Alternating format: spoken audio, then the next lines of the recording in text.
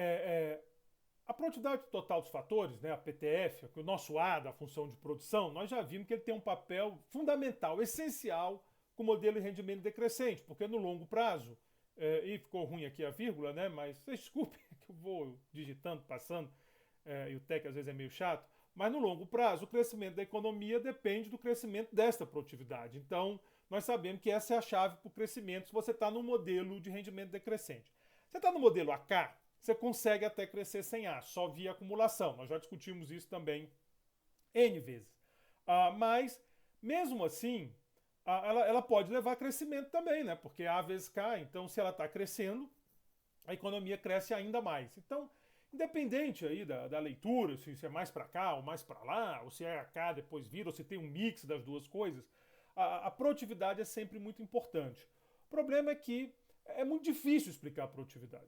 É muito difícil medir produtividade, é muito difícil explicar a produtividade. Nós temos um monte de teoria que tenta jogar a luz para tentar entender de onde vem produtividade. No próximo capítulo, por exemplo, nossa unidade 8, nós vamos discutir muito o modelo de pesquisa. Né? O gasto com pesquisa leva à inovação, que leva a crescimento de produtividade. É claro, né? Nós estamos numa universidade, a gente tem que vender o nosso peixe. Estou brincando, é porque eu não resisto a essas provocações. Mas essa é uma explicação sólida, né? Quer dizer, você ganha produtividade com inovação e inovação você tem que pesquisar. Então isso é para o próximo capítulo. Nesse capítulo nós vamos usar outra abordagem. Nós vamos usar uma abordagem que a PTF, a produtividade total dos fatores, pode estar associada a distorções associadas à política econômica, ou a política industrial, política de crescimento, e essas distorções podem acabar levando a um efeito na produtividade total de fatores. Existem outras explicações, por exemplo, se vocês pegarem o livro do parente do Prescott, o Barry Silderrichs, vocês vão ver várias explicações que têm a ver com concorrência, né? O Prescott acredita, o parente também acredita que concorrência é a chave para os ganhos de produtividade. O capital humano, nós já discutimos capital humano em vídeos anteriores, em aulas anteriores, ele também está relacionado com a questão da produtividade, você vai mais fundo na questão institucional. Então, assim, tem um monte de explicação e a gente tem que selecionar algumas que estão talvez mais em voga ou coisa parecida. E aí o modelo do Prescott, às vezes eu penso em colocar, mas eu teria que entrar um pouco em jogos, e aí vou cruzar o caminho de micro, então eu recomendo fortemente que vocês leiam o paper, se não o livro, pelo menos o artigo do Prescott do Parente, mais o de Barry e Silderrichs, né, competição, falta de competição como barreira à riqueza, barrando a produtividade. Mas aqui nós vamos fazer esse trabalho de alocação de capital, que é uma coisa que está em voga, tem muita gente levantando essa discussão, inclusive para o Brasil. Né? Uma das possíveis explicações, uma das explicações que disputam aí a crise que nós estamos passando está relacionada à má alocação de capital, que houve muito no Brasil na década passada, com talvez um excesso de incentivos, de subsídios, de distorções que começaram a ganhar muita força depois da crise, né? Depois da crise de 2008, e isso pode ter levado à crise. É um pouco a explicação oficial do governo, quer dizer, se você pegar os documentos da Secretaria de Política Econômica, eles vão nessa direção, não por acaso. O Adolfo, que é um amigo, é um cara que a gente compartilha muito de ideias, ele pensa assim, entendeu? Então, ele está vendendo a leitura dele. É claro que outras abordagens existem também aqui. Não é o objetivo do curso dar uma explicação para a crise brasileira. Eu só quero chamar a atenção de que é uma abordagem que está relevante, é um tema quente, até para quem quiser continuar trabalhando com isso. Aqui no departamento, o Vitor Gomes tem trabalhado também com esse tema, feito algumas medições interessantes para o Brasil. Podem procurá-lo, ou de repente procura eu e o Vitor. Bom, é um tema interessante. Então vamos lá. O artigo seminal é do Richet e do Klinnon.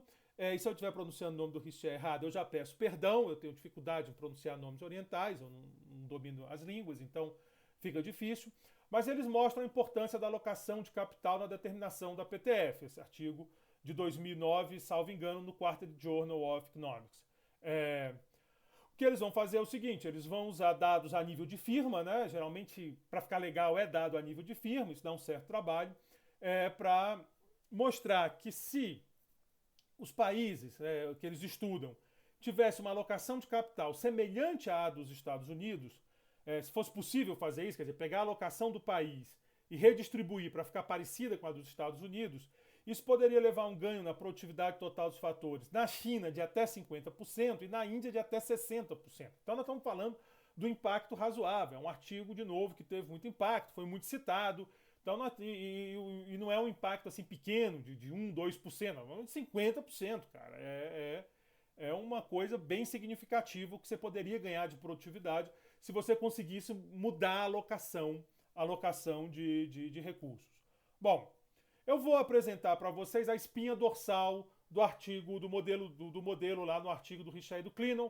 Eu não vou fazer passo a passo, é bem pesado, é uma álgebra chata, pesada, as funções bem cheias de detalhes. E eu estou seguindo esse texto da Leschtil, também de novo, se eu não tiver pronunciado errado, mas é uma tese, salvo engano, tem o link lá nas notas de aula para quem estiver interessado, onde ela faz a discussão e depois faz umas estimativas e tal, acho legal. Eu achei uma apresentação boa. Quem quiser o artigo original, tá, quase certeza que é JE, pega lá. Se você botar misallocation, Richet e Klinnon, você vai encontrar na hora do Google. Se você tiver aí com acesso ao UNB, você baixa lá no periódico CAPES, lê o artigo, tudo direitinho, como tem que ser. Mas também é fácil de encontrar, bem fácil de encontrar esse artigo. Bom, então considere que o produto da economia Y é a combinação do produto de vários setores, YS, né? Então YS é o produto do setor S, combinados de acordo com essa função. Então está aqui a função que agrega para gerar o produto da economia. ΘS é a fração do valor adicionado devido ao setor S. E S maiúsculo é o número de setores existentes. Então S de 1 a S, e você vai multiplicando, né? Vai somando isso. Passar log vira soma, todo mundo gosta de soma, mas vamos botar bonitinho, vamos botar para assustar todo mundo. Então essa é essa economia como um todo, mas vamos entrar agora nos setores. O produto de cada setor é dado pela produção de J firmas. Então no setor tem J firmas, e você tem então que a soma dessas produções da firma I do setor S, ajustada por elevado a sigma 1 sobre sigma 1 sobre sigma, isso é o produto do setor. Sigma é a elasticidade de substituição também, a gente já está cansado de usar esse tipo de estrutura. Então, vamos lembrar, produto, PIB, Y é esse produtório, YS é essa soma das várias indústrias que tem nesse setor, das J indústrias que tem no setor. Então, sigma é elasticidade de substituição, já falei. Bom, e cada firma produz um produto diferente dentro do setor, e é caracterizada por uma função de produção que é Cobb-Douglas. Sempre a gente chega na Cobb-Douglas. Então, eu tenho que a firma I do setor S, a produção dela é ASI, KSI alfa S, então alfa depende do setor, LSI 1 menos alfa S. Então, essa é a estrutura de função de produção da firma. O S aqui, o I aqui. O I é firma, o S é setor.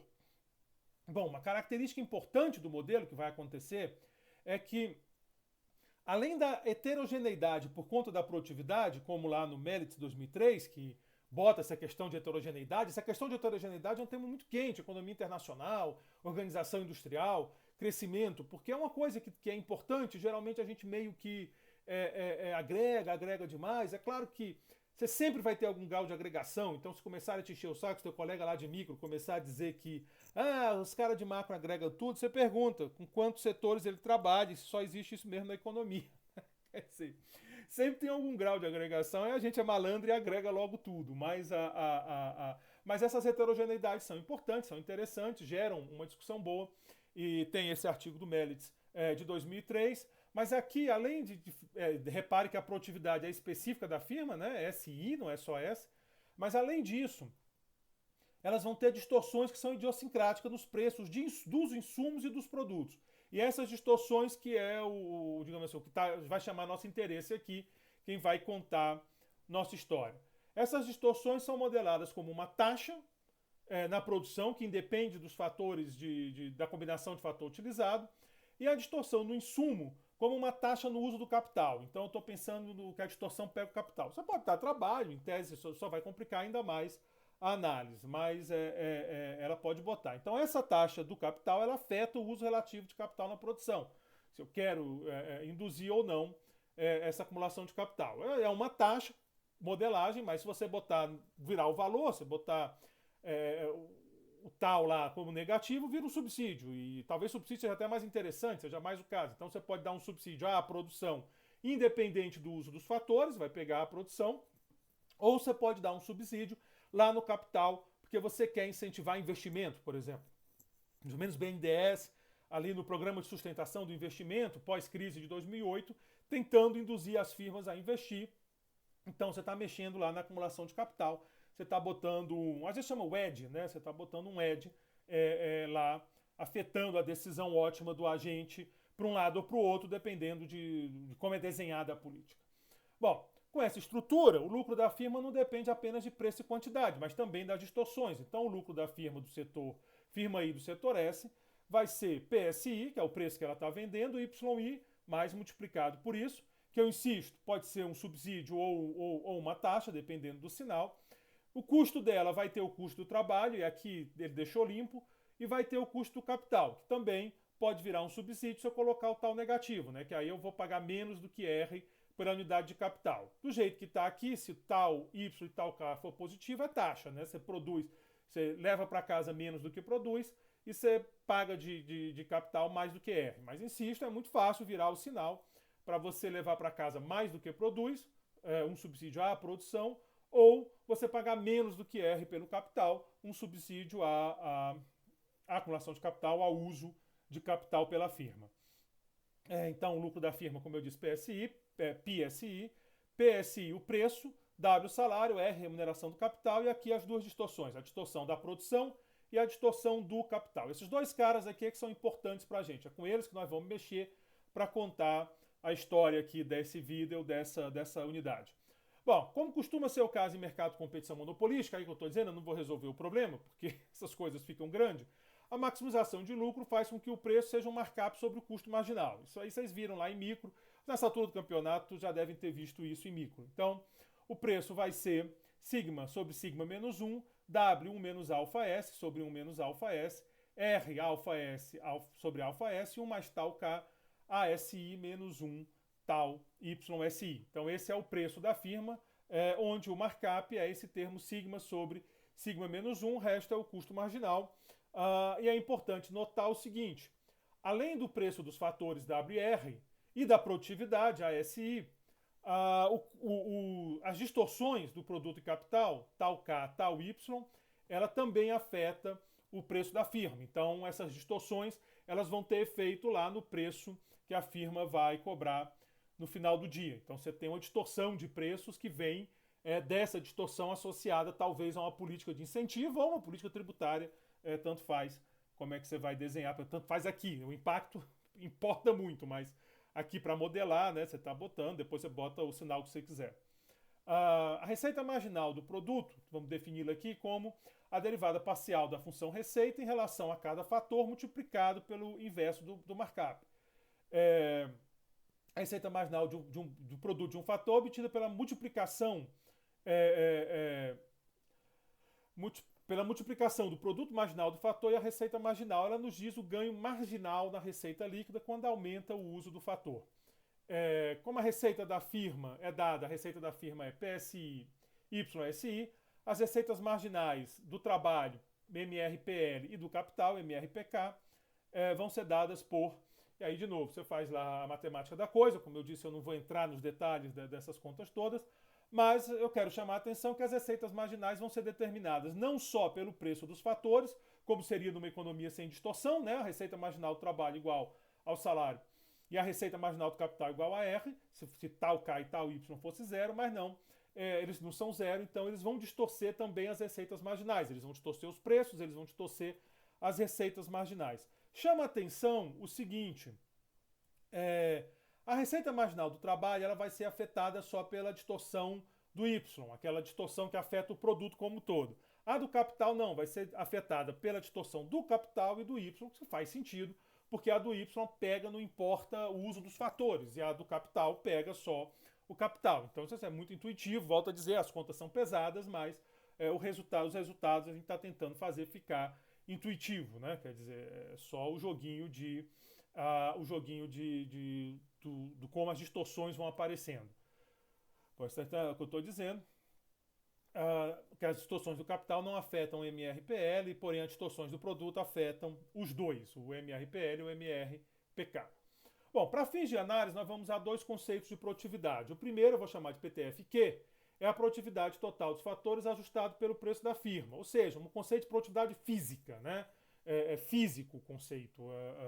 Pensem como se a gente estivesse pensando em toneladas, horas de trabalho e máquinas para produzir tantas toneladas. O segundo é PTFR, eu vou chamar de produtividade da receita, né? Então, ele são conceitos diferentes. O primeiro está aqui, então, é o nosso velho conhecido ASI, é o A que a gente sempre trabalha, Y sobre a estrutura da função de produção, e o segundo é multiplico pelos preços, então eu estou ajustando pelos preços. São dois conceitos diferentes, cada um com suas implicações, dependendo da análise que você está fazendo, você pode querer um, você pode querer outro, ele tem implicações diferentes. Um, volto a dizer, uma coisa mais física, outro tem a ver como você troca uma coisa por outra, né? Ele entra também na jogada. Bom, pela definição de PTR-FSI e da equação 25, então está aqui a definição de PTFR e a equação 25, que é a minha equação do preço, né? Então está aqui o preço, eu vou colocar lá. Deixa eu voltar para lá. Então tem PSI aqui, né? Então eu tenho que PTFRSI, estou só jogando os termos para gerar o monstrinho substituindo tudo que a gente já tinha feito. O que aparece na equação acima, que são os termos tal Y e tal K, eles são específicos da firma, né? Eles dependem de I, mas só eles dependem de I nessa equação. Então, se você olhar, se não houvesse tal K, tal Y, a produtividade marginal da receita de todas as firmas, a PTFR, seria a mesma.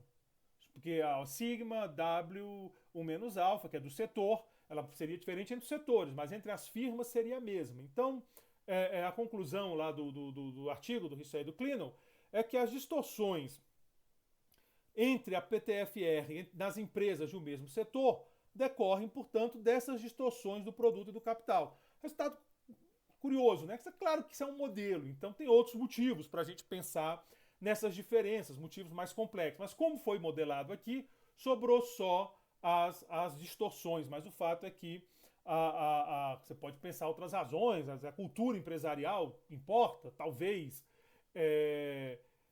sei lá, instituições importam, talvez, mas elas afetam firmas diferentes, é mais complicado explicar essa história, né? Você tem várias teorias de novo, mas aqui no modelo sobrou, quer dizer, aqui a ideia é que o modelo ele conta a história dele, né?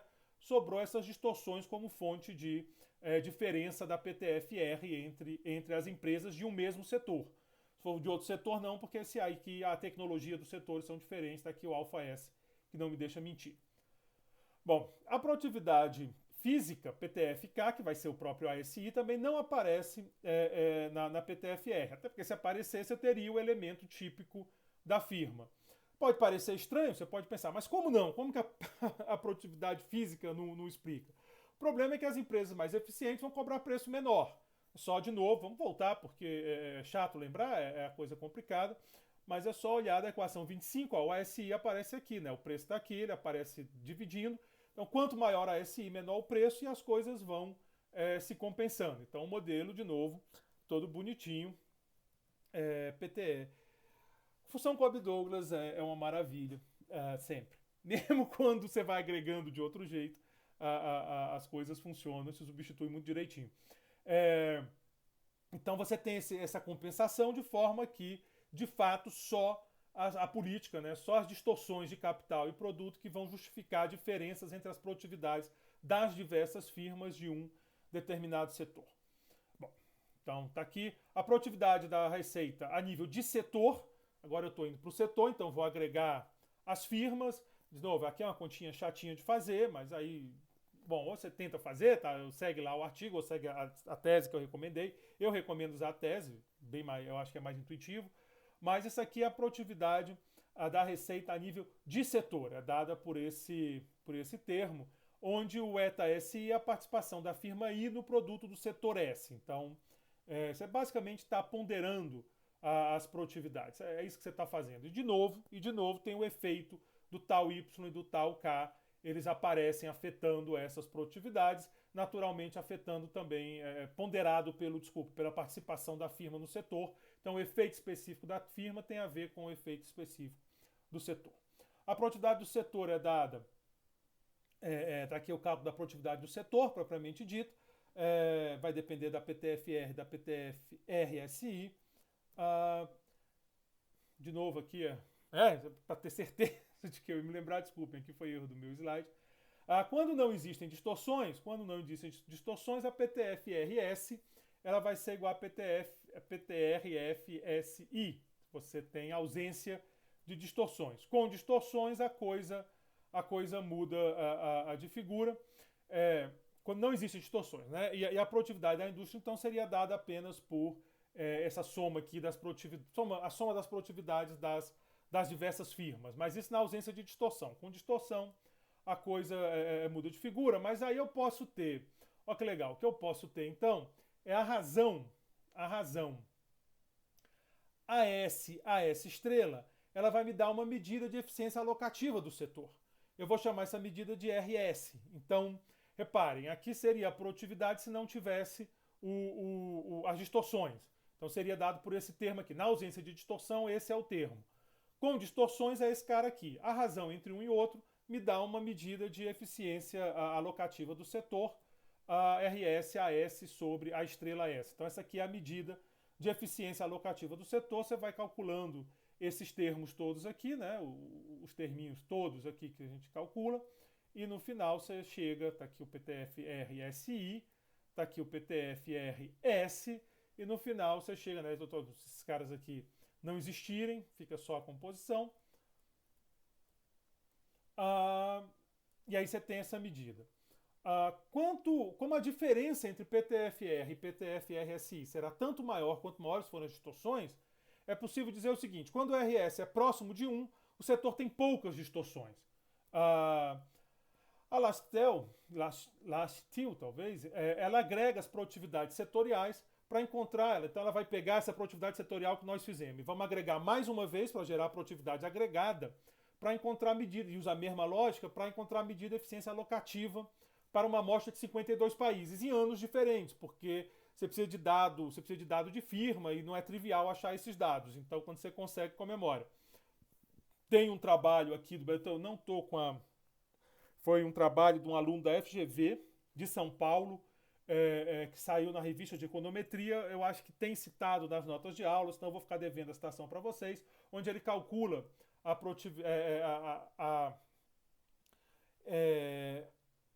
distorção, né, da alocação de capital, a misallocation, que chama aqui no Brasil, e o Vitor Gomes, como eu falei, professor aqui, também tem trabalhado com isso e tem resultados nessa direção. Nesse cálculo dela, a média dos países, a produtividade é 62% da eficiente. Então, na média, tem uma margem muito grande para aumentar a produtividade, simplesmente melhorando a eficiência. Como é que a gente pode melhorar a eficiência? Bom, se nós ficarmos pé da letra nesse modelo, tirando as distorções envolvidas na política econômica. Claro que eu estou dizendo que aqui é um modelo. Você pode ter outro modelo para dar outra origem dessa má alocação. Mas não deixa de ser um resultado forte que talvez excesso nessas distorções criadas por essas políticas, né, de vou fazer um campeão nacional, eu vou dar crédito subsidiado para aquela empresa, isso acabe levando a uma distorção com alto peso de punição na produtividade. Isso é importante porque no Brasil nós temos um problema de produtividade, a produtividade do Brasil é baixa, cresce pouco. Esse é um resultado que está em vários artigos. Eu tenho um artigo com isso, eu com o Pedro Ferreira e o Victor Gomes, depois eu tenho outros, o Vitor tem, o Pedro tem, o Samuel Pessoa tem, o Fernando Veloso tem. Nossa, tanta gente tem artigo para isso. Quem se interessar pelo tema, eu recomendo 2 volumes do IPEA chamado Produtividade no Brasil, Desempenho Determinantes, que eu acho que faz um resumo bom, inclusive com autores de várias abordagens, mais macro, mais micro, pessoal mais desenvolvimentista, mais neoclássico, bem legal para quem se interessar sobre esse tema no Brasil. Mas de todo modo, então, esse foi a parte de má alocação, que também é nova no curso. O ideal teria sido a gente fazer isso em sala de aula para ter mais interação, mas pelo menos está registrado um tema quente de pesquisa, um assunto importante que, para mim e para outros autores, é muito relevante para explicar o que pode ser muito relevante para explicar o que está acontecendo no Brasil. Talvez para explicar o colapso dos anos 80, onde porque todo aquele crescimento talvez tinha muita distorção ali dentro e acabou gerando uma produtividade muito baixa, incapaz de manter um grau de competição das firmas.